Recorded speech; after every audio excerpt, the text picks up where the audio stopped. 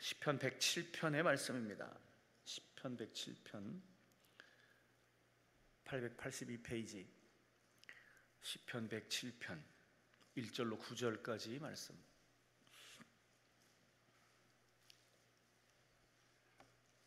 시편 107편 1절로 9절 다 같이 함께 9절까지 합독합니다. 여호와께 감사하라. 그는 선하시며 그 인자하심이 영원하미로다. 여호와의 속량을 받은 자들은 이같이 말할지어다. 여호와께서 대적의 손에서 그들을 속량하사 동서남북 각 지방에서부터 모으셨도다. 그들이 광야 사막길에서 방황하며 거주할 성읍을 찾지 못하고 줄이고 목이 말라 그들의 영혼이 그들 안에서 피곤하였도다.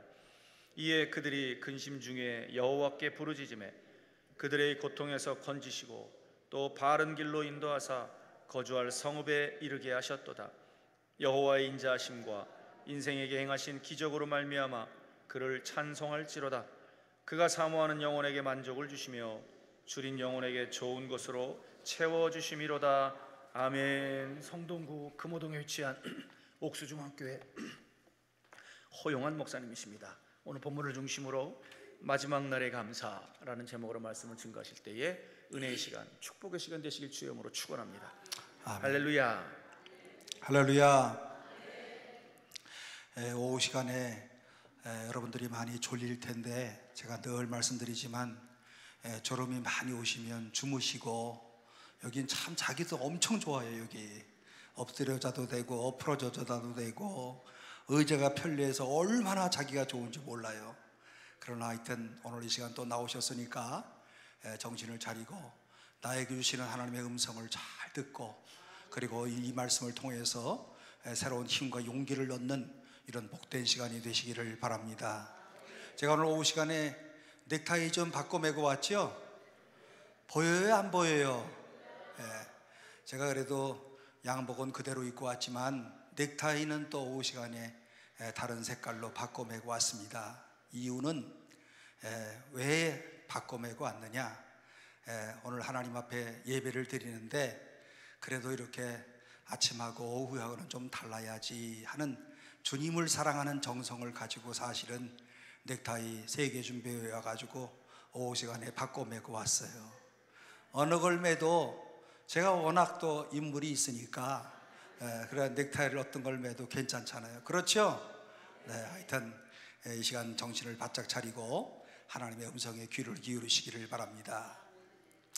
2차 대전이 종전된 이후에 연합군이 독일의 아우슈비츠 포로 수용소를 방문했을 때 일이었습니다.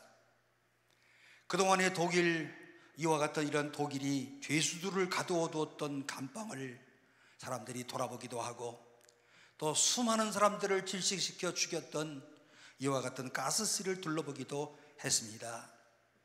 그런데 어떤 한 병사가 갑자기 큰 비명을 지르면서 가스실에서 뛰쳐나왔습니다. 여기가 바로 가스실이다. 여기가 바로 지옥이다. 이와 같은 아주 엄청난 이런 놀라운 소리를 질렀습니다.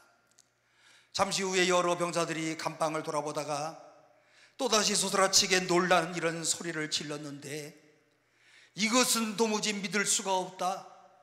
이것은 도대체가 오늘 우리가 상상할 수가 없다. 다른 병사들이 몰려오더니 왜 그러냐고, 왜 이와 같은 이런 소리를 하느냐고 이렇게 질문을 던지는데, 그 병사는 벽에 휘갈겨 쓴 이런 낙서들을 가리키면서 그 낙서 가운데 보니까 하나님은 선하시다. 하나님은 사랑이시다. 하나님은 선하시다. 하나님은 사랑이시다. 최악의 상황 속에서 발견할 수 있는 이런 최선의 고백이었습니다. 오늘 하나님은 어떤 분이신가? 하나님은 최악의 상황을 최선의 상황으로 바꾸시는 하나님이시라고, 오늘 그야말로 이와 같은 이런 아우슈비츠와 같은 이러한 가스실에서 언제 죽을런지 알 수 없는 이런 미래를 예측할 수 없는 이와 같은 이런 시간에 오늘 그들은 이 감옥에서 하나님은 정말 선하신 하나님이시고 하나님은 오늘 우리의 사랑이신 하나님이시고, 오늘 내가 이와 같은 이런 최악의 상황 가운데 있지만 하나님은 최선으로 나를 인도하시는 하나님이시다. 여러분, 이와 같은 고백을 우리도 할 수 있겠습니까? 이스라엘 백성들이 바벨론 포로에서 돌아왔던 이 백성들의 귀한 고백이 오늘 시편 107편 1절 이하의 말씀 가운데 기록되어져 있는데, 여호와께 감사하라, 그는 선하시며 그 인자하심이 영원함이로다. 여호와께 감사하라. 그 이유는 뭐라고요?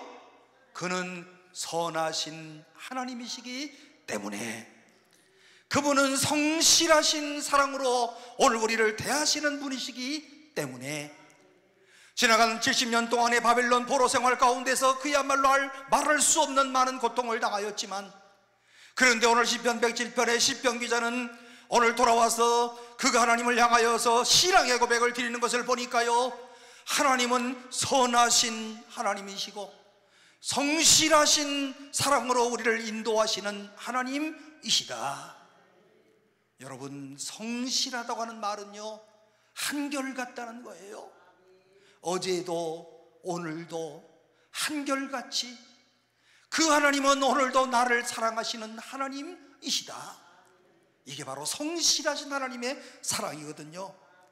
시편 107편의 말씀 가운데 보면은요, 오늘 이와 같은 이런 똑같은 일종의 찬양과 고백이 오늘 4번씩이나 반복되어지는데요, 반복되어지는 곳마다 문장이 하나씩 떨어지는 거예요.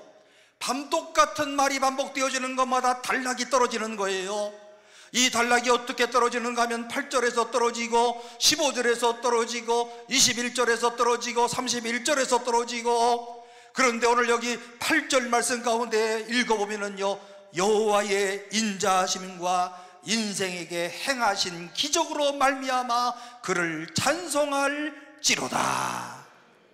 똑같은 말씀이 오늘 이 자리에 예배에 참석한 모든 분들이 오늘 우리의 중심을 다해서 오늘 이와 같은 이런 하나님을 향한 이런 고백이 오늘 여러분들에게 있기를 주의 이름으로 축원합니다. 인생에 행하신 기적으로 말미암아, 내 인생에게 행하신 기적으로 말미암아 그를 찬송할지로다.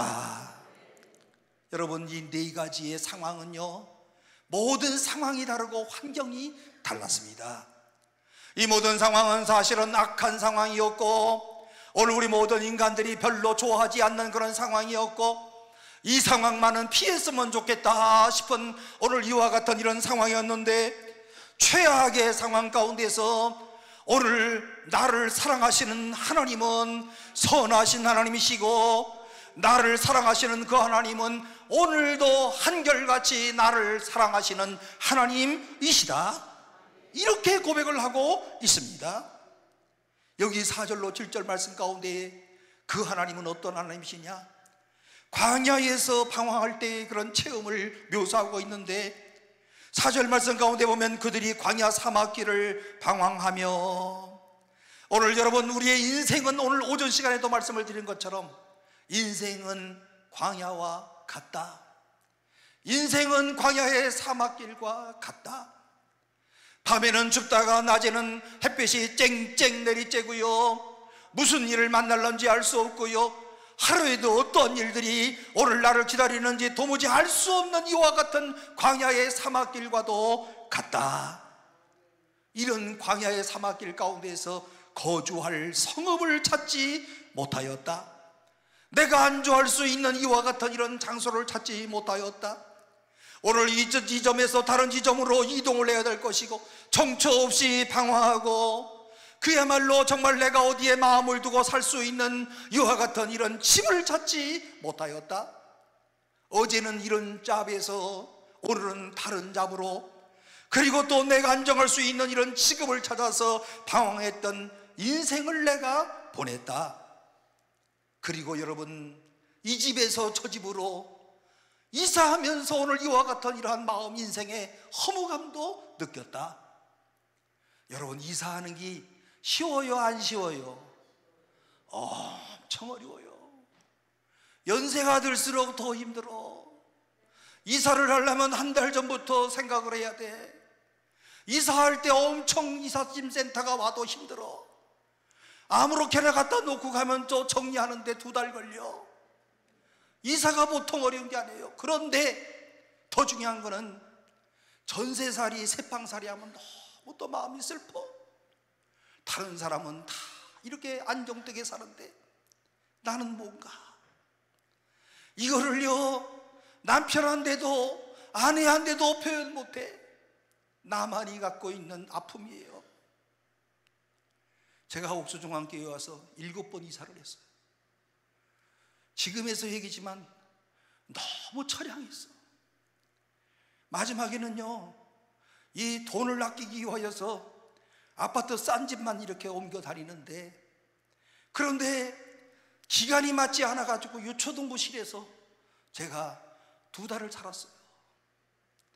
그런데 밤에요 화장실 가야 돼. 그지요?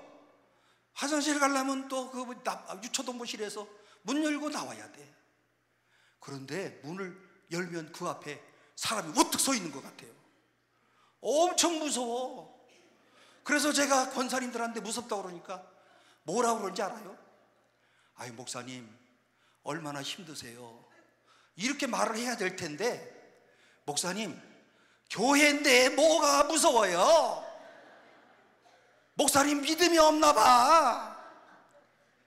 내가 그 말은 안 했지만 그러면 당신이 살아봐. 당신이 한번 살아봐.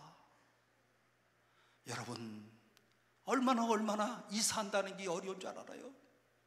집이 없을 때에 오늘 이 집에서 저 집으로 이동할 때의 그 슬픔을 이해할 수가 있겠습니까? 바벨론에서 식민지 생활을 하면서 그야말로 정말 안정된 이런 성읍을 찾지 못하고 어려움 가운데 있었을 때에 그야말로 내가 사막길에서 방황하고 거주할 성읍도 찾지 못하고 이 모든 것은 방황이었고 아픔이었고 고독이었고 그야말로 모양은 다양했지만 그 속에서의 당하는 모든 고통은 동일한 이와 같은 이런 고통을 당했다는 거예요. 삶의 안정을 찾지 못했다는 겁니다.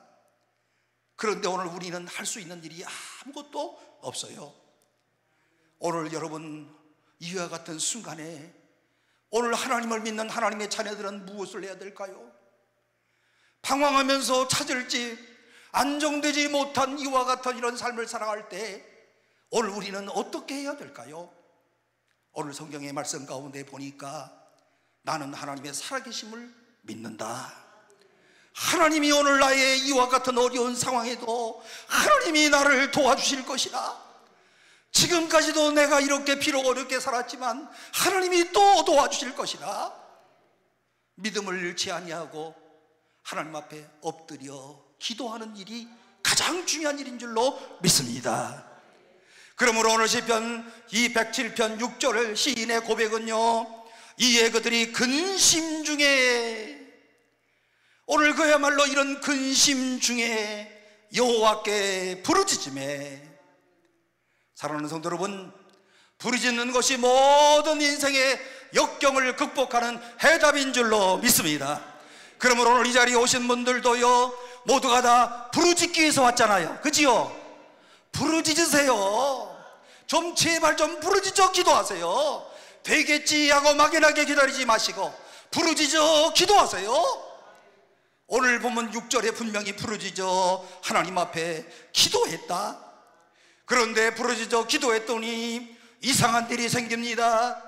마음에는요 희망의 빛이 생기기를 시작하였고요, 그 다음에 이 희망 가운데서 이제 정말 하나님께서 나를 인도하시고 축복하시겠지라고 하는 확신이 들기를 시작하는데요, 그 다음서부터 길을 활활 열어주시고, 그리고 무엇을 할까 지혜를 허락하여 주시고 하나님께서 역사하시는 것을 오늘 내 마음속으로 느끼게 되었습니다. 직장을 새로 얻었어요. 새로운 집으로 이사가게 되었어요. 삶의 의미를 갖게 되었어요. 참 이상한 것은 마음의 평안과 쉼을 맛보게 되었습니다. 7절의 고백처럼 마침내 이들은 성읍에 도착했다. 저는 성경에 나오는 모든 단어들이 다 한 단어 한 단어 귀한 단어지만 오늘 저에게 늘 마음에 도전이 되는 단어가 있다고 한다면 이 마침내가 굉장히 중요한 그런 단어 아니겠습니까? 마침내 성읍에 도착을 했다. 마침내 왕성하고 거부가 되어졌다.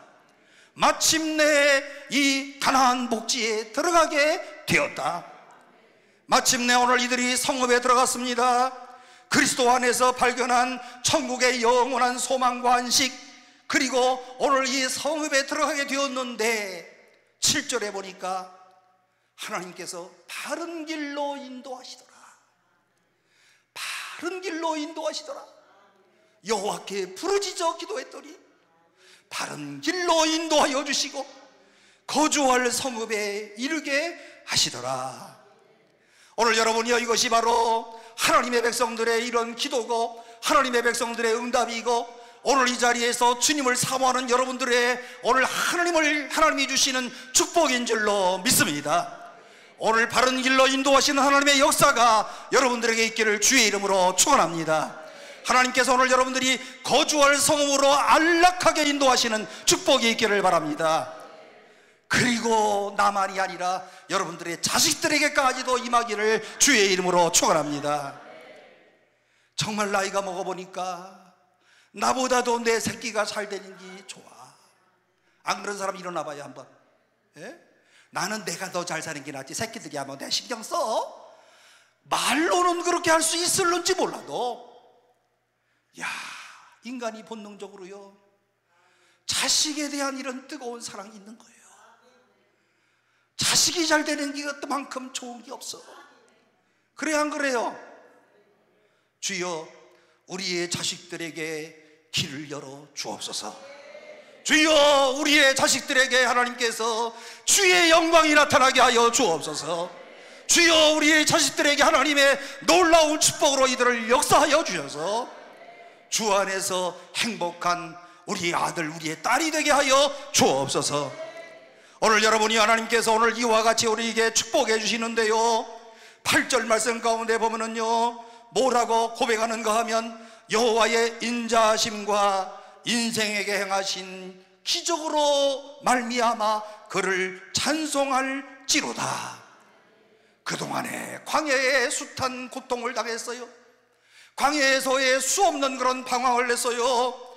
방황의 악속에서 그들이 체험했던 하나님의 나라, 하나님께 부르짖어 기도하였더니 하나님의 선하심이 나에게 나타나게 되었다. 여러분 믿으십니까?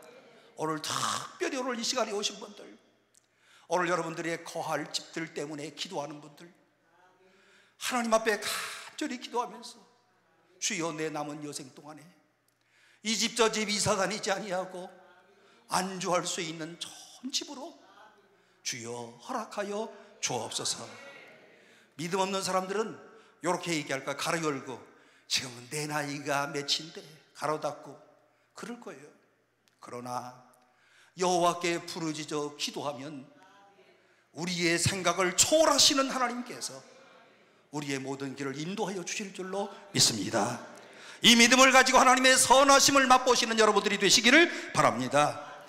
그 다음 두 번째 케이스를 보니까 죄악의 사슬에서 속박되었을 때에 10절에서 14절 말씀 가운데 보니까 그야말로 오늘 우리가 본의 아니게 어느 날 갑자기 인생의 궁지 가운데 빠져가지고 꼼짝달싹 할 수 없도록 우리의 몸에 매인바가 된 인생의 구속을 느끼는 이와 같은 때들이 있습니다.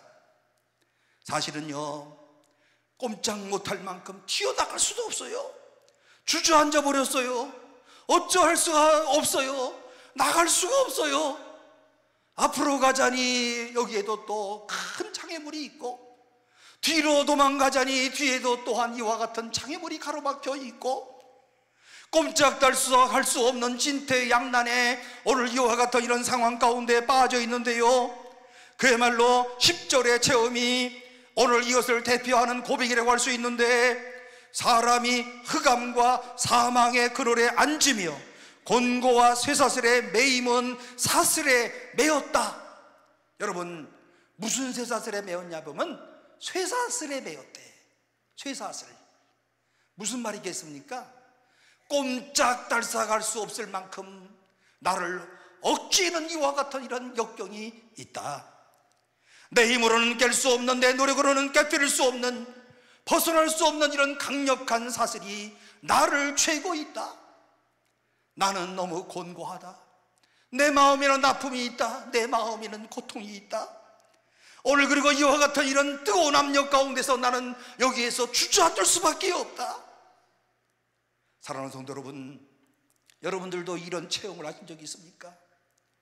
동서남북 전후좌우가 다 바뀌어서 앞으로 가자니 여기에도 장애물이 있고, 뒤로 도망을 가자니 도망을 가도 장애물이 있고, 어떻게 해야 될지 알지 못하여서 그야말로 땅바닥에 주저앉아서 낙심하고 역경에 처했던 이와 같은 상황이 오늘 여러분들에게도 있었습니까? 점차 나는 이 사슬의 책임이 내 자신에게 있다는 사실을 시간이 지나가면서 발견을 합니다.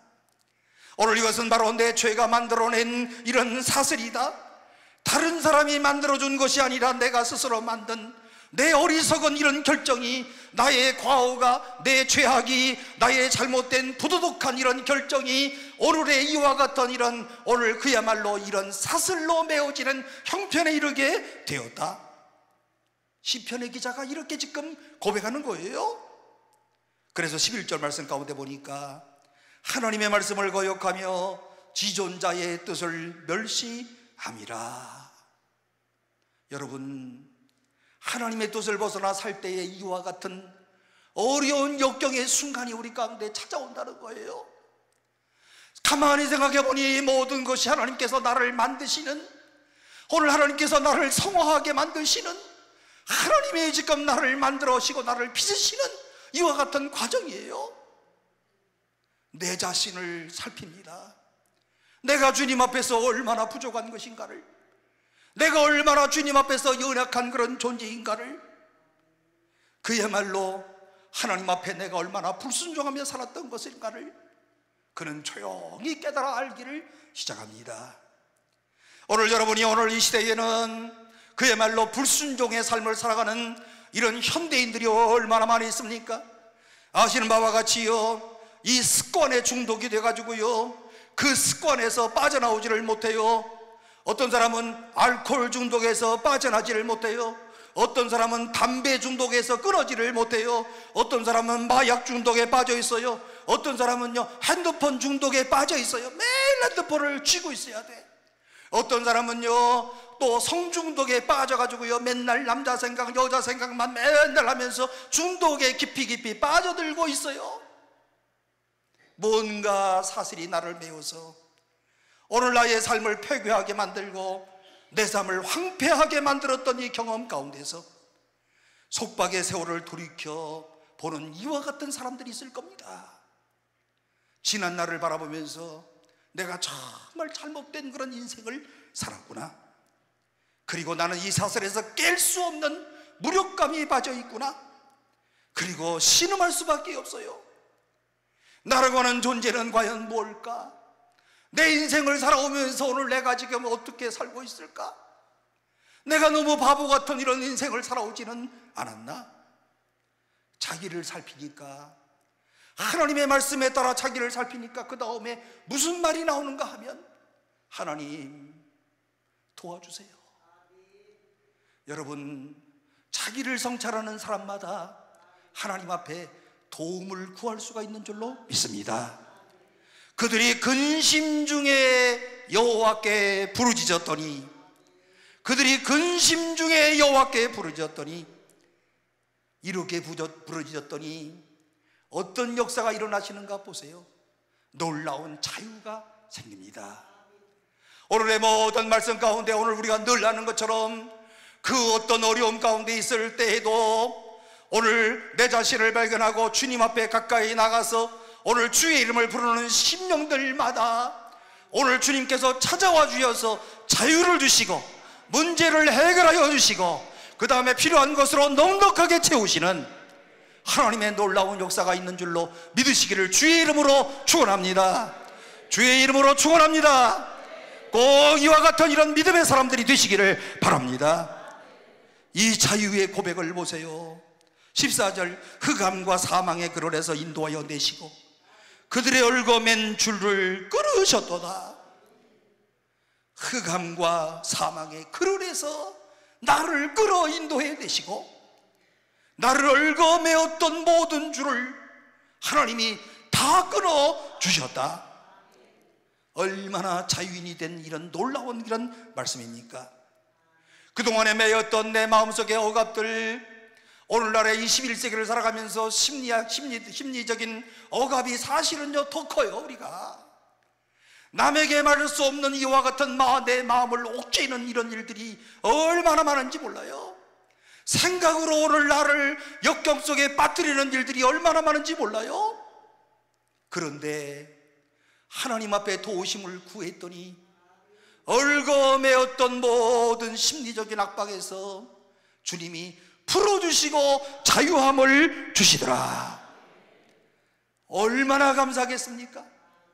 그래서 고백하는 게 15절이에요. 여호와의 인자하심과 인생에게 행하신 기적으로 말미암아 그를 찬송할지니라. 오늘 그러므로 죄의 사슬의 속박, 이 속박이 고통이고 아픔이고 억압이지만 그러나 이 억압에서 풀어주신 하나님, 나를 자유케 하시는 하나님, 그 하나님을 발견하고 여호와의 인자하심과 여호와의 선하심을 찬송할지로다. 인자라고 하는 말은요 사랑이라는 말과도 똑같은 일맥상통하는 뜻이고 믿음이라고 하는 말과도 통하는 말인데 여호와의 인자하심이 나에게 임하여 주시더라. 오늘 우리 모두에게 이와 같은 이런 신앙의 놀라운 고백이 터져나오는 역사가 오늘 주님을 사모하는 여러분들에게 있기를 주의 이름으로 축원합니다. 세 번째 상황은 16절로 20절의 상황인데요, 우리가 인생을 살다 보면 오늘 우리의 주변에서 종종 건강을 잃어버리고 질병으로 죽게 되는 이런 상황으로 정말 절망하고 안타까워하고 그야그야말 슬픔 가운데 빠져있는 우리의 이웃들 보지요? 오늘 여러분들 가운데 제가 늘 말씀드리지만 여기 한 가지 이상 병 없는 사람 손 들어보세요. 나는 병 하나도 없다. 손 들어보세요. 다 있나 봐. 나는 한 가지 이상 병으로 항상 이렇게 신경 쓰이고 있다. 맞아요, 틀려요? 저도 그렇다니까. 디스크. 제가 디스크입니다. 이래봬도. 호디스크. 디스크 때문에 1년 동안 지금 고생을 하고 있어. 마음속에 고민도 많이 해요. 아니 왜 우리 권사님들 저렇게 디스크 안 걸리고 있는데 나만 걸렸나?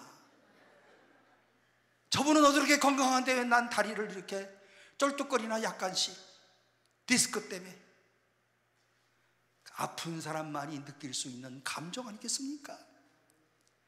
아주 극도의 이런 건강을 잃어버리고 고생하는 사람들 만나서 그들의 이야기를 들으면 가슴이 철렁하지 않아요? 디스크는 병도 아니야. 목사님, 폐암이에요. 나도 미치겠어. 담도암이에요. 암자만 들어가면 미치겠어요. 네?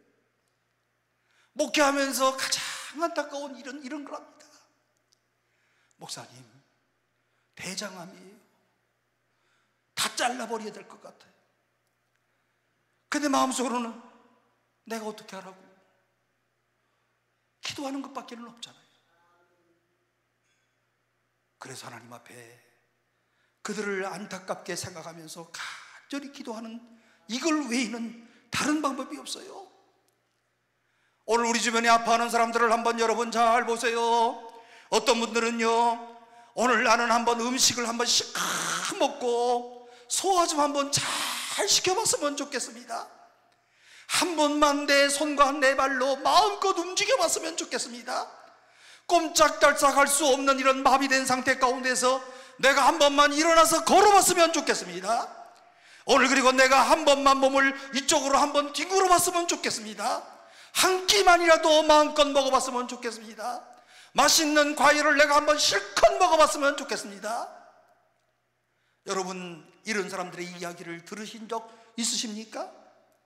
오늘 본문의 시편 기자는 이와 비슷한 이런 체험을 했던 것으로 보여지는데, 병을 얻었습니다. 식욕을 잃어버렸습니다. 어떤 음식도 먹지 못하는 이런 상황 가운데 빠졌습니다. 그리고요, 이런 질병에 걸리면 꼭 인간들이 생각하는 것이 있는데, 이러다가 죽나 보다, 그지요? 병에 걸리면, 감기 걸려도 병원에서 대기하고 있다가 무슨 생각이 드냐면, 이러다가 이거 죽는 거 아니야? 감기가 폐렴으로 되는 거 아니야? 하여튼 간에 의심의 발전은 굉장해. 죽음의 생각을 하는 거예요. 내가 죽으면 우리 아들 새끼들이 올래나? 별별 생각을 다 해. 그래야 안 그래요? 이 시인도 질병으로 인하여 죽음의 문턱에서 죽음을 생각하는 이런 고백이 18절 말씀 가운데 나오는데, 그들은 그들의 모든 음식물을 싫어하게 되어 사망의 문에 이르렀도다. 각종 음식물들을 싫어해서 사망의 문에 가깝게 도달을 했다. 어제도 우리 교인 가운데 한 분이 뭘 못 잡수는데, 그래서 얼마나 마음이 아픈지 몰라. 조금이라도 좀 드셔야 되는데, 그래서 제가 할 말이 없어서 이렇게 얘기를 했어요. 장로님, 입원시켜요. 입원시키세요. 입맛이 없어 못 먹는다는데 영양제라도 맞아야지. 그냥 내버려 두면 자꾸 다리에 살이 빠지고 근육에 살이 빠지고, 그 다음에는요, 가는 길은 죽음의 문턱밖에 가는 길이 더 있습니까? 동시에 제 마음속에 하나님이요, 불쌍히 여겨주시고 생명을 조금 더 연장시켜 주세요. 주님, 불쌍합니다. 꼭 좀 도와주세요. 누구나 막론하고 이와 같은 이런 질병 가운데 죽음의 문턱까지 이르르는 사람들이 얼마나 많이들 있습니까? 식욕을 완전히 잃어버렸습니다. 오늘 이와 같은 이런 순간에 오늘 하나님의 자녀들이 할 수 있는 일 딱 한 가지, 뭐겠습니까? 뭐예요? 뭐긴 뭐예요? 기도하는 거지. 하나님 도와주세요. 이것밖에는 없어요. 우리가 그 어떤 일을 당하여도 하나님 앞에 하나님 도와주세요 부르짖는 간절하고 진실한 이런 기도가 여러분들 심령 가운데 터져나와서 성경에 우리의 믿음의 선배들이 하나님의 놀라운 응답과 성취를 받았던 것처럼 여러분들도 그와 같은 이런 하나님의 놀라운 응답을 받으시는 축복이 있기를 주의 이름으로 축원합니다.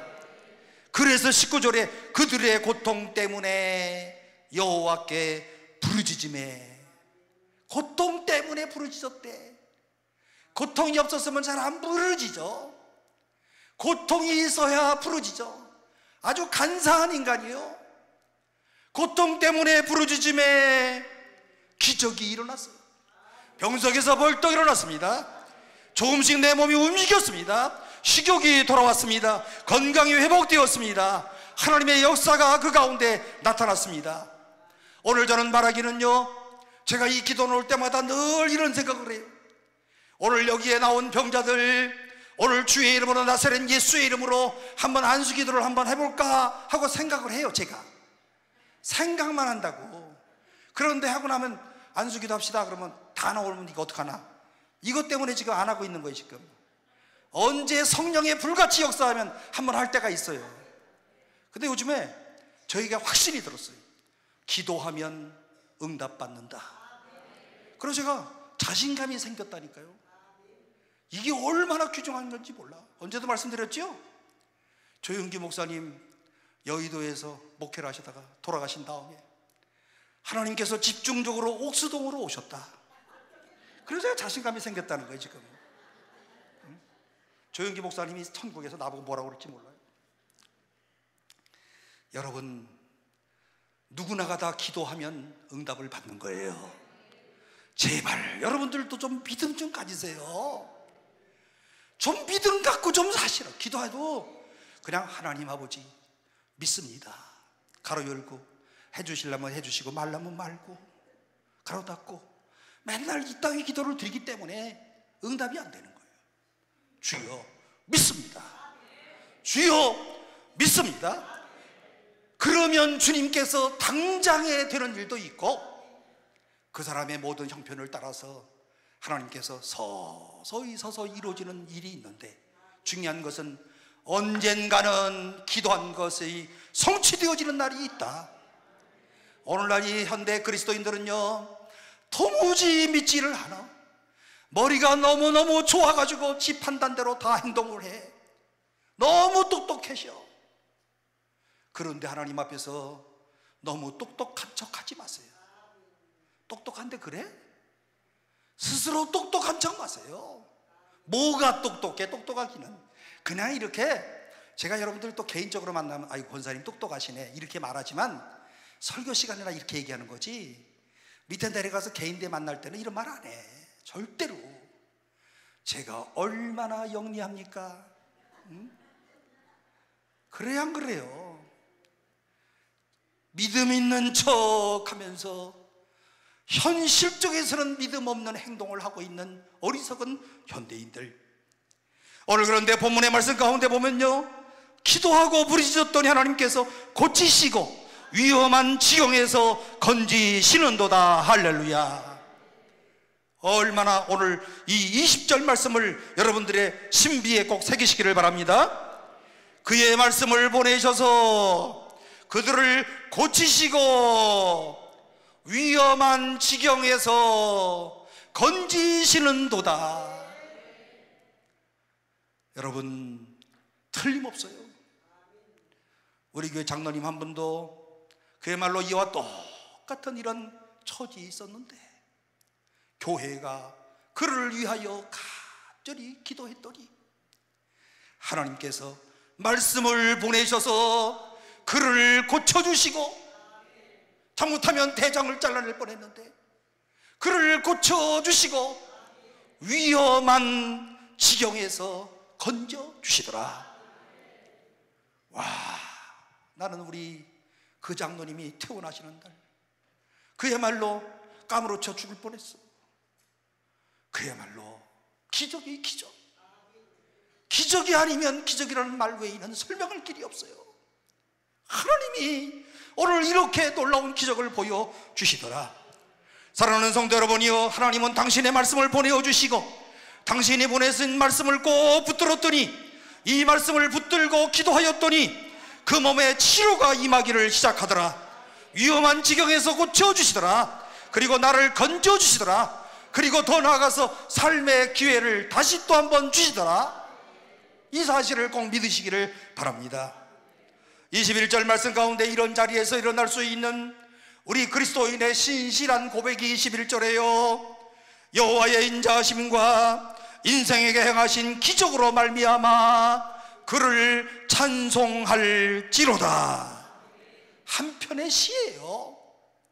이런 질병에서 고쳐주신 하나님, 오늘 이와 같은 이런 위경에서, 위험한 지경에서 고쳐주신 하나님, 그를 찬송할지로다. 어쨌든 여러분의 일생 가운데 남은 시간 동안에 오늘 이와 같은 이런 건강을 가지시고 매일마다 기도하면 건강해져. 기도하면 어려운 상황에서도 위험에서 건짐을 받아. 이런 놀라운 이런 축복들이 우리 가운데 있기를 바랍니다. 찬송가 66장은요 오늘 다 감사드리세라고 하는 이런 찬송인데, 독일 목사님 마틴 리카르트라고 하는 목사님이 작시한 이런 찬송가인데요, 17세기 구라파 독일에서는요 그때 페스트라고 하는 이런 질병이 온 유럽을 휩쓸고 다닐 때였어요. 지난번에 코로나 때 고생 좀 하셨죠? 코로나 때 코로나 안 걸리신 분 한번 손 들어보세요. 이야 대단하시네. 안 걸린 사람들 오늘 철야기도 하시기를 바랍니다. 감사로. 대단하신 거예요. 다 걸렸어. 패스트 다 걸렸어요. 리카르트 목사님이 목회하시는데 하루에 교인들이요 이 패스트에 걸려가지고 50명이 죽어. 어느 날은요 장례식 50명을 했어요. 이게 있을 수 있는 일이겠습니까? 시체가 산더미처럼 쌓여 올라갑니다. 사랑하는 교우들 가운데서 그야말로 50명이 하루에 죽어나가는 이와 같은 이런 상황에서 장례식을 치르고요. 이때 목사님의 심경이 어떻겠어요? 그런데 이런 가운데서 마침내 사랑하는 아들까지 패스트에 걸려서 죽었어요. 이게 정말 얼마나 큰 난공불락의 어려운 일이었습니까? 이런 상황 가운데서 그는 그야말로 한 해가 저물어가는 이런 때에 조용히 하나님을 생각하며 묵상하면서 이런 생각이 갑자기 들었습니다. 나는 살아있다. 그런데 아직도 내가 살아있다. 그리고 고통받는 이웃들을 돌아가면서 도우면서 살아가고 있다. 이 사실을 생각하니까 목사님의 눈에서는 눈물이 주르르 흐릅니다. 그래서 작사한 찬송이 66장 다 감사드리세 온 마음을 다하여. 그런데 직역을 하면 이런 얘기입니다. 온 마음으로 손으로 목으로 나의 전 존재로 감사를 드리세. 엄마의 발에서부터 여기까지 인도해 내신 내 인생, 하나님이 지으신 세상 안에 참으로 기뻐하며 하나님의 사랑의 선물을 누리며 쉬게 하시니 참으로 감사를 드리세. 인생을 생각해 보니까 다 감사하다는 거예요. 때로 우리 인생길에서 건강을 잃어버리고 질병으로 인하여 고통을 당하는 때도 있고, 그러나 오늘 우리로 하여금 다시 회복시켜 주셔서 오늘 이 자리까지 인도하신 하나님의 놀라운 은총을 다시 한번 감사하시기를 바랍니다. 혹시 질병에 걸렸을지라도 오늘 하나님의 능력을 믿고 진심으로 꼭 기도하세요. 하나님 꼭 도와주세요. 나를 좀 회복시켜 주세요. 나를 일으켜 주세요. 아직은 내가 주의 나라를 위하여서 할 일들이 산더미처럼 쌓여 있습니다. 나를 다시 한번 일으켜 주세요.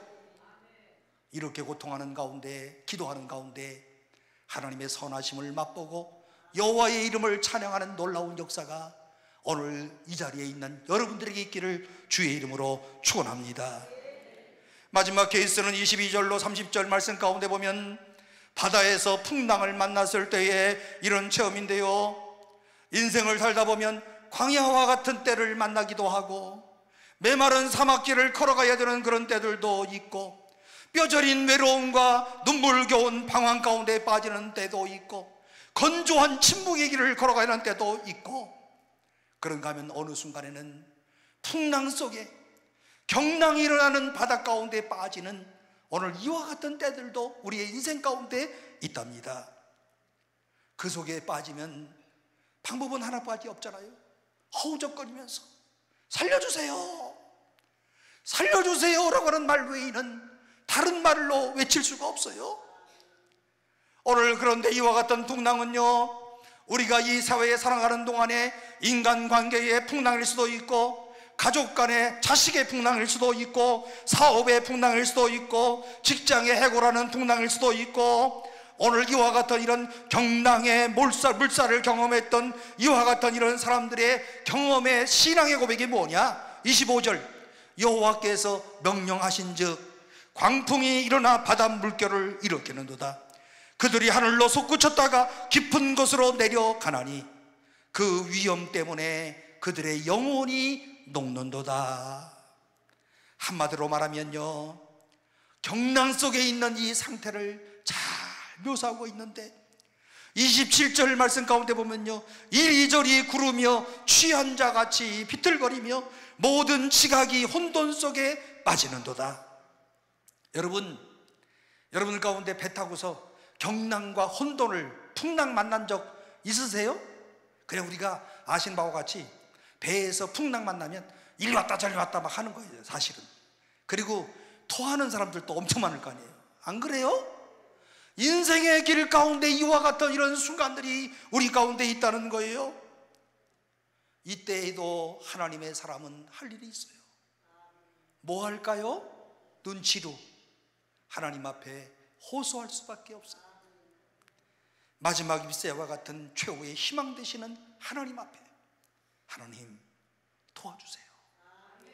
하나님, 지금 내가 이리저리 굴르고 이 배에 풍랑이 일어나서 올라갔다 내려갔다 하면서 말할 수 없는 고통 가운데 있어요. 주님이여, 이 장면을 보시고 나를 불쌍히 여겨 주세요. 오늘 이 시편 107편의 공통점인 것이 있는데요, 서론에서 말씀드렸지만 네 상황이 왔는데 모두가 어려운 상황 가운데 꼭 한 게 뭐라고요? 기도야. 그런데 기도를 했더니 어떻게 됐어요? 응답 왔어요, 안 왔어요? 응답이 100% 왔어. 저는 하나님 앞에 기도하는 모든 기도가 살아계신 하나님께서 100% 응답하시는 줄로 믿습니다. 100% 응답하시는 줄로 믿으시기를 바랍니다. 미적거리지 마세요. 잘난 척하면서 또 합리적인 얘기하지 마세요. 무식하게 믿으세요. 바보처럼 우직하게 믿으세요. 하나님을 믿는 거예요. 나를 믿으라고 하는 게 아니에요.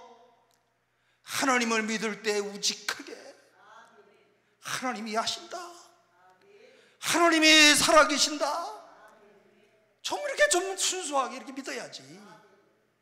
머리 굴려가면서 믿는다고 그러면 되겠습니까? 현대인들의 약점이 바로 여기에 있습니다. 오늘 이와 같은 풍랑의 한순간에 하나님 앞에 간절히 기도했더니 언제 풍랑이 일어났느냐 하는 것처럼 한순간에 풍랑이 잔잔해졌습니다. 유리 바다 같은 이런 오늘 바다가 고요해졌습니다. 이것을 어떻게 묘사하느냐, 29절, 광풍을 고요하게 하사 물결도 잔잔하게 하시는도다.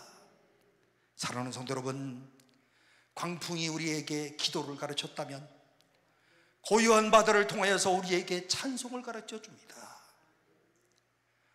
제가 좋아하는 찬송 373장, 고요한 바다로, 그 다음에 뭐예요? 고요한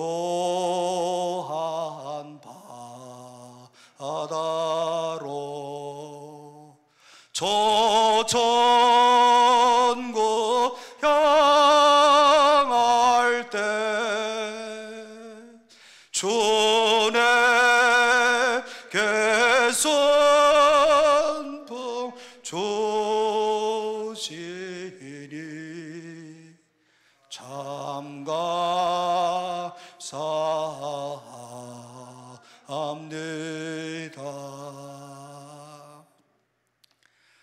이 풍랑으로 인하여 더 빨리 갑니다.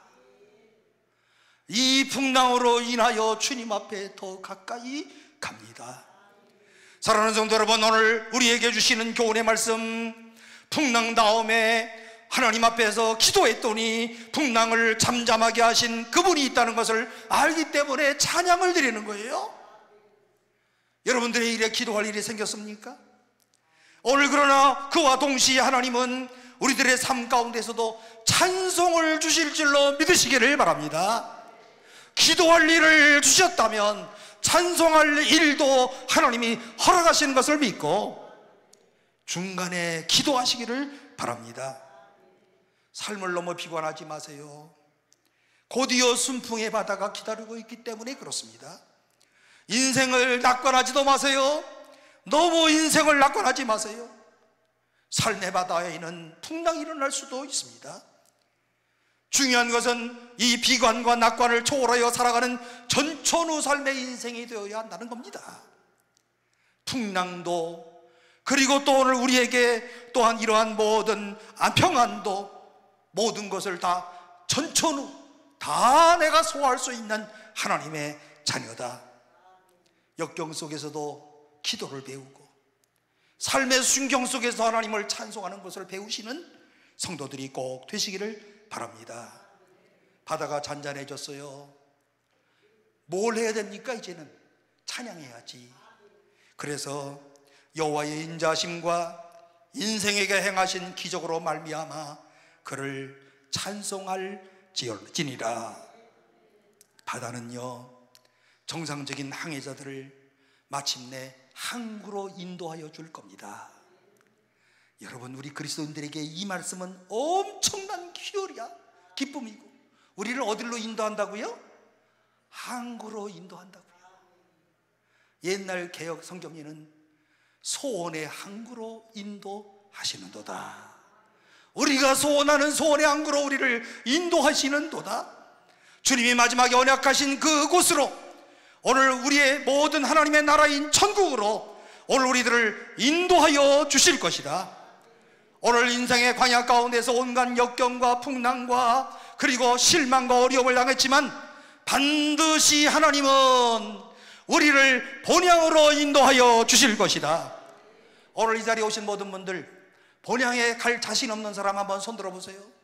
나는 본향에 갈 자신이 없다. 그러나 오늘 말씀을 믿으세요. 나를 하나님은 이 땅에서의 아름다운 소풍이다 마치는 그날에 본향으로 나를 인도하여 주실 것이다. 오늘 내 인생의 마지막 모든 은혜로운 시간이 끝나고 나서 나는 귀향의 축복을 누리게 될 것이다. 살아계신 하나님을 의지하고 살아계신 하나님을 항해사로 오늘 삼고 그분의 인도하심을 받았던 모든 사람들은 마지막 그날에 항구, 소원의 항구로 인도하시는 놀라운 축복을 받게 될 것이다. 저는요, 항상 이 마음을 생각하면 너무 감사해. 내가 소원의 항구에 들어갈 수 있는 날이 얼마나 됐을까? 얼마나 남았을까? 점점 이 하나님의 나라를 향하여 가고 있는 것을 느껴요. 이 나이쯤 되니까 계속해서 교회에서도 맨날 죽는 얘기 많이 해. 제가 권사님은 안 하셔? 오늘 오전 시간에 늦게 오셔서 뒷자리에 앉아있었지만 내 인생이 얼마나 남았을까? 중요한 것은 얼마 남았느냐가 중요한 것이 아니라 나는 소원의 항구에 본향으로 반드시 입성하는 축복받은 사람이다. 이게 중요한 것입니다. 여러분, 오늘 우리는 내일의 소망을 가지고 오늘을 살아가고 있습니까? 내일의 이와 같은 이런 소망을 가지고 오늘에 정말 최선을 다하고 있습니까? 오늘의 삶에서는 아무리 광풍이 많이 불고 그리고 폭풍우가 몰아친다 할지라도 천국의 소망을 둔 사람, 그리고 천국의 항구에 갈 것을 분명히 믿는 우리들은 오늘 우리의 마음속에 걱정을 제쳐놓고 마음속에 주님을 향한 이런 사랑으로만 뜨거워지는 역사가 있기를 바랍니다. 그리고 언제나 기도하고, 여기 기도원에 오시는 분들은 기도하라는 말이 그냥 이 귀에 박혔을 거예요. 근데 기도원에 와서 기도해야지 뭐해 여기서? 여기 뭐하러 오신 거라고요? 기도하러 오신 거. 그리고 그 다음엔 뭐가 온다고요? 응답이 온다고. 기도하러 왔으니까 응답이 와야지. 여기 뭐 괜히 몰아와요. 기도하러 오고 응답이 오고, 구체적으로 질병을 위해서 기도했더니 고치고, 아들을 위해서 기도했더니 아들이 행복하게 그리고 건강하게 예수 잘 믿고 살고, 마침내 하나님은 오늘 우리를 소원의 항구로 받아주시는 그날이 올 줄로 믿습니다. 오늘 우리가 너무나도 잘 알고 있는 예화 가운데 아프리카에서 자기 일생의 전부를 보낸 선교사 한 분이 계셨습니다. 오늘 이분의 인생의 황혼의 시간이 왔습니다. 모처럼 이제 황혼의 시간에 마지막으로 안식년을 얻어서 자기의 고향인 미국으로 배를 타고 가는데, 그때만 하더라도 공교롭게 대통령 전용기가 없었던 그런 시절이었는데 아프리카로 사냥을 떠나갔다가 돌아오는 미국의 대통령도 함께 타게 되었는데 같은 샌프란시스코 항구에 도착을 하게 되었답니다. 항구에 도착하자마자 대통령을 환송하기 위하여서 수많은 정부의 강요들이 운집해 있었고, 대통령이 배에서 내리자마자 군악대의 예포 소리가 들리고 빨간 이 카페트가 쫙 깔린 그 길로 대통령이 의연하게 지나가는 겁니다. 그런데요, 대통령이 나가고 난 다음에 그 다음에 주민들이 따라서 나오는데 이 선교사님 마음 가운데 이런 생각이 들었어요. 나는 평생 동안 아프리카 사람들의 복음을 위하여서 오늘 그곳에서 고독과 싸우고 고통과 싸우면서 영혼 구원을 위하여 한평생 나와 싸우고 노력을 했건만 오늘 나에게 찾아오는 사람은 어떻게 한 명도 없을까? 대통령이 지나가고 난 다음에는 레드카펫이 확 젖히고 나는 그냥 돌 위를 걸어서 들어가야 되는 사람이 되었나? 군악대의 예포소리도 없었어요. 그야말로 아주 쓸쓸하게 지금 내리고 있어요. 이때 선교사님이 이런 불평을 합니다. 하나님, 일개 사냥을 갔다 오는 대통령도 이와 같은 이런 열렬한 환영을 받고 내리는데, 그래도 내가 부족하지만 복음을 위해서 일생을 바치고 고향에 들어오는 내 삶의 모습이 어떻게 이렇게 초라하고 어떻게 이렇게 고독해야 합니까? 자기도 모르는 사이에 눈물을 흘리면서 배에서 내려서 이제 내려갑니다. 그때 갑자기 석양에 이 구름이 그림을 그리기를 시작합니다. 동시에 찬란한 햇살이 비춰오기를 시작합니다. 눈물을 흘리고 내려가는 선교사님을 향해서 하늘에서 한 음성이 들려옵니다. 사랑하는 아들아, 너는 아직 고향에 도착하지 않았다. 너는 아직 고향에 도착하지 않았단다. 내가 돌아오는 날 군악대의 나팔 소리가 문제가 아니라 천사장의 나팔 소리와 함께 붉은 카펫이 문제가 아니라 황금의 유리알을 깔고 내가 침이 마중 나가마 너는 아직 고향에 돌아오지 않았다. 이 사실을 잊지 말아라. 사랑하는 성도 여러분, 아프리카에서 자기 생애를 전부 보냈던 어느 선교사님처럼 우리도 아직 고향에 돌아오지 않았습니다. 우리가 아직도 고향에 돌아가지 않았습니다. 그러나 언젠가 고향에 돌아갈 겁니다. 주님이 나를 기다리고 있는 그 고향에 나도 언젠가는 돌아갈 거예요. 이 항구가 다름 아닌 저는 바로 우리 주님 예수 그리스도라고 생각합니다. 예수님이 계시는 천국에 오늘 우리가 돌아가는 날이 있을 것이다. 천국의 하이라이트는 바로 예수님이시기 때문에 그렇습니다. 그분이 나를 마중 나올 것을 한번 예측해 보세요. 오늘 나를 마중 나와서 나를 얼싸하는 우리 주님을 한번 상상해 보세요. 그분이 오늘 나를 마중 나오셔서 뛰어나오시고 세상의 고된 모든 싸움을 싸우고 내가 보령으로 귀향하는 날 나를 얼싸안고 끌어안을 주님을 묵상해 보시기를 바랍니다. 인생의 장에서 너무 많은 이런 많은 시련과 아픔을 당했어요. 기도함으로 평화를 얻기도 했습니다. 그러나 이런 광풍을 겪고 난 후에도 또다시 광풍과 파도가 나를 밀려올지도 모릅니다. 그때마다 꼭 기억하세요. 기도로 싸우고 또 싸우고 또 싸우자. 끝없는 싸움 가운데서 반드시 하나님께서 응답하시는 날이 있을 것이다. 나는 아직도 고향에 돌아오지 않았다. 믿으십니까? 여기 고향에 돌아간 사람이 어디 있어? 지금 다 살아서 눈 말똥말똥 뜨고 계시는데. 그래 안 그래요? 그러나 언젠가 고향에 돌아가실 거예요. 그것도 믿으십니까? 빨리 가고 싶어요? 늦게 가고 싶어요? 알아서 대답을 하세요. 제가 장례식을 해보니까 85살에서 90살에 돌아가신 게 제일 좋긴 해. 너무 99살 이렇게 사셔도 별로 안 좋아. 우리 아버지가 99살까지 사셨어요.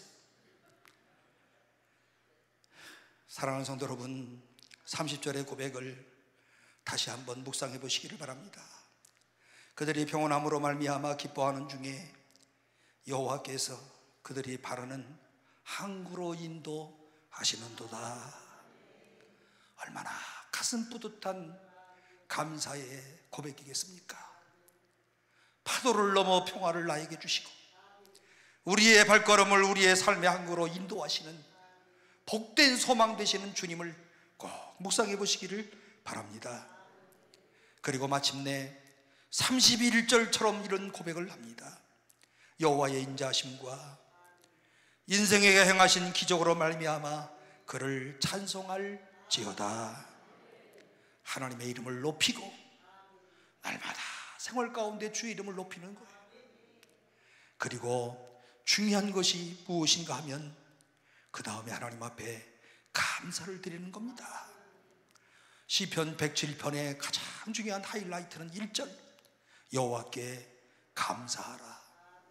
그는 선하시며 그 인자하심이 영원함이로다. 하나님의 선하심을 체험했다면, 하나님의 사랑을 체험했다면 우리가 할 수 있는 일은 하나님 아버지 감사합니다. 감사로 사는 거예요. 이게 얼마나 중요한 줄 아십니까? 하나님 정말 감사해요. 오늘 성경의 말씀 가운데 감사 말로만 하는 것이 아니라 감사의 제사를 드려라. 하나님 앞에 정말 행동으로 옮겨서 감사하다는 표현을 하나님 앞에 드려라. 여러분, 이렇게 하는 사람이 바로 지혜로운 자라, 이렇게 말씀을 합니다. 그리고 오늘 본문의 말씀 가운데 제일 중요한 말씀이 있다고 한다면, 오늘 그야말로 오늘 우리가 이런 하나님이 감사하다는 고백을 하면서 하나님은 선하시다라고 하는 것을 선포하는 건데요, 오늘 하나님의 선을 체험한 사람으로 해야 될 일이 뭐냐? 선을 베풀며 사는 거예요. 여러분, 그렇게 믿으십니까? 하나님은 선하신 하나님이시다, 이렇게 고백하면 선을 베풀며 살아갈 책임이 우리에게 있는 거예요. 오늘 우리가 에베소서 2장 말씀 가운데 보면, 너희는 그 은혜에 의하여 믿음으로 말미암아 구원을 받았으니 이것이 너희에게서 난 것이 아니요, 그 다음 뭐예요? 하나님의 선물이라. 그 다음 뭐예요? 행위에서 난 것이 아니다. 하나님 앞에 행위로 설 수 있는 사람은 아무도 없다. 그리고 그 다음 구절 에베소 2장 10절, 우리는 그가 만드신 바라 그리스도 안에서 새롭게 지어진 사람, 구원받은 사람이므로, 그 다음에 뭐라고 말씀하시는가? 그리스도 예수 안에서 선한 일을 위하여 지으심을 받은 자니라. 아멘이십니까? 따라서 해보세요. 선한 일을 위하여, 선한 일을 위하여 지으심을 받은 자다. 내가 선한 일도 많이 하셔야 돼. 아시겠습니까? 그래서 오늘 우리가 어려운 사람들 도와주는 거고요, 하나님께서 오늘 우리를 만드시고 선한 일을 위해서 매일마다 감사합니다 말만 하면 뭐해? 이와 같은 감사체를 드리는데, 선한 일을 위하여 지음받은 존재임을 알고 선한 일을 행하는 사람이 되어야 한다. 구체적으로 오늘 우리가 나눈다는 뜻이에요. 나도 어렵지만 나보다 더 어려운 사람에게 나누는 거예요. 내가 별로 이렇게 넉넉하지는 못하지만 나보다 더 넉넉하지 못한 사람이 얼마나 많어? 이들에게 선을 베풀면서 산다. 하나님은 이런 사람의 선행을 기억하여 주신다. 사랑하는 성도 여러분, 이런 선함의 열매들을 주렁주렁 맺으시는, 성령의 9가지 열매들을 주렁주렁 맺으시는 여러분들이 되시기를 바랍니다. 맨 마지막 날에 주님이 뭐라고 칭찬할까 했습니까? 너는 착하고 충성된 종이다. 사도행전에 착한 사람이라고 하는 말이 바나바를 통해서 나타나는데, 바나바는 착한 사람이다. 뭐가 착해? 이 사람은요, 자기의 재산을 다 팔아서 사도들의 발 앞에 놓았다. 그리고 필요한 사람들에게 나누어 주었다. 사도들의 발 앞에 놨다는 말이 뭔지 아세요? 여러분, 개인 대 개인으로 나눠주면요, 10번만 받으면 10번커녕 5번만 받아도 주종관계가 형성돼. 그래야 안 그래요? 여러분, 한번 권사님들, 친한 권사님들한테 매일 만날 때마다 10만 원씩 줘봐. 그거 처음 받을 때, 권사님 왜 그래? 여름에 더운데 삼계탕 좀 권사님 사잡서. 그러고선 이제 가봐. 그리고 또 다음 주에 만나가지고 또 10만 원 주면서, 권사님 이번에는 더 이제 다른 거 좀, 맛있는 거 좀 사잡서. 돈 좀. 3번만 주면 주종관계가 형성돼. 예? 그래서 그 권사님만 만나면 까박까박 주고. 인간이 그런 거예요. 그렇기 때문에 베드로가, 이 바나바가 이 사도들의 발 앞에 놓았다는 것은 하나님 앞에 바쳤다는 거예요. 그렇기 때문에 하나님과 자기 사이에 인간과 인간 사이처럼 주종관계가 형성이 안 돼. 나는 하나님께 바쳤다. 그래야지. 어떤 사람은 자기가 어떤 사람은 또 11조 가지고 또 기분 내는 사람이 있어. 11조 가지고요 교회에다 드리지 않고요 다른 사람 갖다 줘 이렇게. 예? 그러고서는 그 사람이 고맙다고 자꾸 그럴 거 아니에요. 그게 헌금입니까? 우리가 냉철하게 생각해야 돼요. 11조는 목사한테 내는 것도 아니고, 그리고 그걸 갖고 자기가 기분 내는 것도 아니고, 누구한테 드리는 겁니까? 질문이 참 어리석지만 하나님께 드리는 거예요. 목사 불쌍해서 헌금 드리는 겁니까? 절대로 그리하시면 안 돼요. 바나바가 착한 사람으로 사도들의 발 앞에 두니라. 사도들은 어떻게 했어요? 필요에 따라 나누어 주더라. 필요한 사람들, 그야말로 가난한 사람들, 그야말로 참 물질이 없는 사람들, 이들에게 균등하게 나누어 주었더니 이 사람들 마음속에 희망이 생겨지고 하나님께 감사해지니까 열심히 일해지고, 열심히 일하니까 오늘 그들로 하여금 다시 또 잘 사는 사람들이 되더라. 이게 성경이 말씀하는 경제 원리입니다. 사랑하는 성도 여러분, 오늘 우리 모두 올 하나님의 선하심을 맛보았던 주의 백성들이라고 확실히 믿는다고 한다면, 인생의 고통길에서도, 오늘 광풍이 있는 이와 같은 이런 고통길 속에서도 오늘 우리 모두가 선함의 열매를 맺는, 착함의 열매를 맺는 오늘 사랑하는 모든 복된 성도들이 되시기를 주님의 이름으로 축원합니다. 기도하겠습니다. 사랑이 많으신 하나님, 은혜를 참으로 감사합니다. 오늘 이 시간에 우리 모두에게 주신 말씀을 꼭 기억하면서 인생의 여정을 살아가는 날 동안에 생각하지 못하였던 여러 가지 광풍과 질병과 고통과 어려움들이 있지만, 그때마다 하나님 앞에 기도하게 하시고 부르짖어 기도하는 자들마다 응답하시는 하나님을 체험하게 하여 주시고, 우리의 모든 삶이 풍성해지게 하시고 넉넉해지게 하시고 하나님의 역사를 체험할 수 있는 주의 백성들이 되게 하여 주옵소서. 그래서 오늘 우리 인생의 여정 가운데 날마다 하나님을 찬양하게 하시고, 하나님은 살아계신 하나님이시고 나의 길을 인도하시고 축복하시는 하나님이시고, 그리고 나의 길을 책임져 주시는 하나님이시고, 나뿐만이 아니라 우리의 자손들까지 책임져 주시는 하나님이심을 고백하고 증거하는 믿음의 성도들 다 되게 하여 주옵소서. 예수님의 이름으로 기도하옵나이다. 아멘.